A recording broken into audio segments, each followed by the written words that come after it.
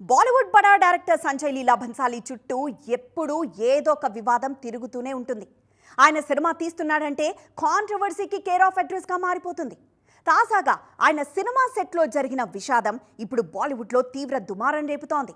పూర్తిగా బాలీవుడ్ బడా సినిమాల మేకింగ్ మీదే ఎఫెక్ట్ చూపిస్తోంది.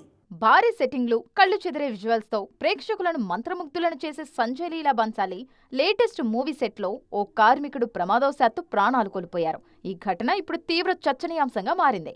బాధిత కుటుంబానికి ఏకంగా ₹1 కోటి పరిహారం చెల్లించాలంటూ all Indian cine workers association పట్టుబడుతోంది. భన్సాలీ సినిమాలో ఇలాంటి విషాదాలు జరగడం ఇదే తొలిసారి కాదు.